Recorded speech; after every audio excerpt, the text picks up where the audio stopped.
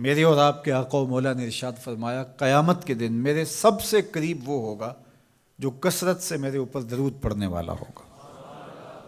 تو یہ حضور کی قربت کا ضامن ہے درود، تو اس لیے اپنی اولاد کو حضور علیہ السلام پر درود پڑھنے کی ترغیب دو۔ بچپن میں ہی اپنے گھر کے اندر مجالس درود قائم کرو، روزانہ کی بنیاد پہ ہو تو بہت اچھا، نہیں تو ہر 8 دن کے بعد ایک دن ضرور متعین کر لیا جائے۔ جمعۃ المبارک کے دن کثرت کے ساتھ درود پڑھنے کی ترغیب دی گئی ہے، اور فرمایا اس دن فرشتے حاضر ہوتے ہیں۔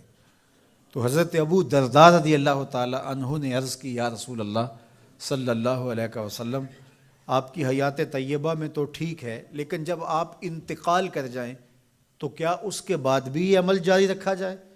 ابن ماجہ میں یہ روایت موجود ہے۔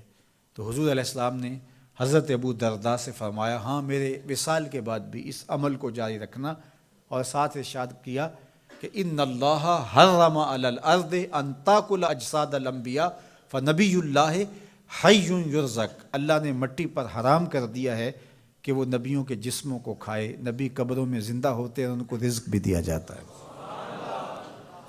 تو کہا کہ یہ میرے بعد بھی میرے اوپر درود کے سلسلے کو جاری رکھنا۔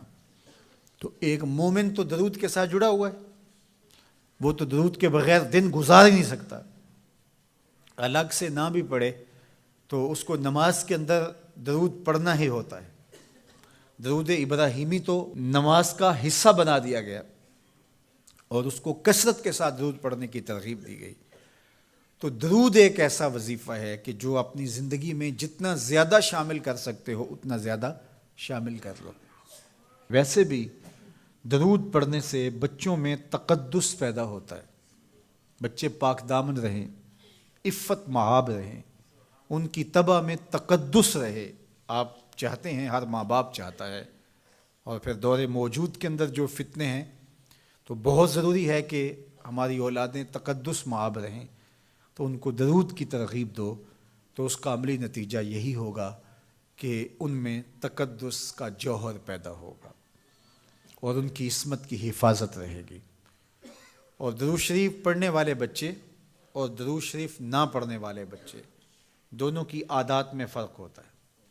درود پڑھنے والوں کی طبع میں رقت، لطافت، نرمی، محبت، شفقت جیسے جذبات پیدا ہوتے ہیں۔ یہ درود شریف کا عملی نتیجہ ہے۔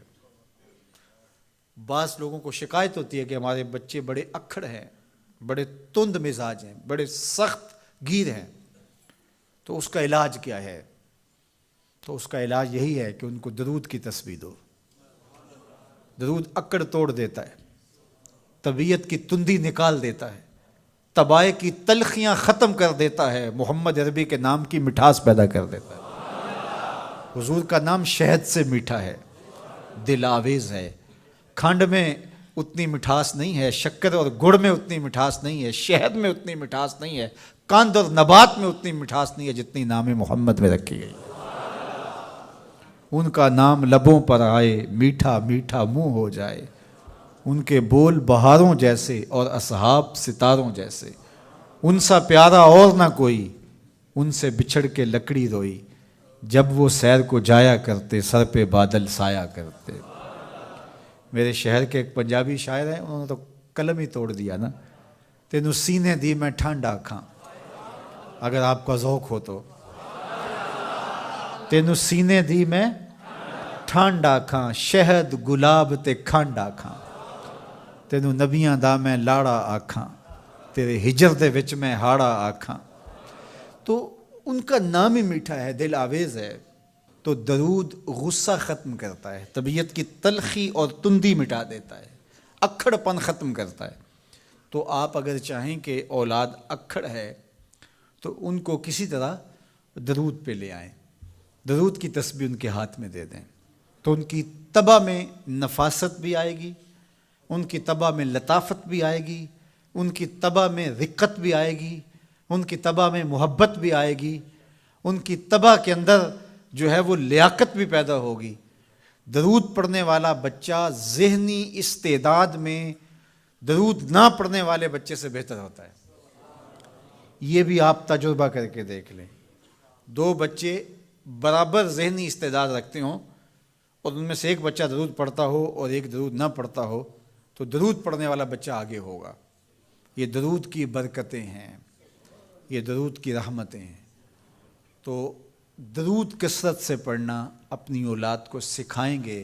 ہفتہ روزہ آپ محافل کا گھر میں انعقاد کر لیجئے اور اس میں صرف دروشی پڑھ لیجئے، تو انشاءاللہ اس سے آپ دیکھیں گے کہ اولاد کو اس کا فرق پڑتا ہے۔ یہ تربیت کا ایک آسان نسخہ ہے اور یہ وہ وظیفہ ہے جس سے تھکن نہیں ہوتی، یہ وہ وظیفہ ہے جس سے طبیعت میں تلخی نہیں آتی۔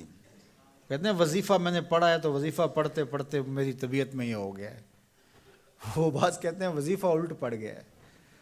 بڑے وظیفے الٹ پڑھ سکتے ہیں لیکن درود الٹ نہیں پڑھتا، درود ہے ہی سیدھا، یہ الٹوں کو بھی سیدھا کر دیتا ہے۔ تو درود پڑھیں اور یہ منہ بھی میٹھا رکھے گا، یہ دل بھی ٹھنڈا رکھے گا، یہ دنیا بھی ٹھنڈی رکھے گا اور آخرت بھی ٹھنڈی کر دے گا۔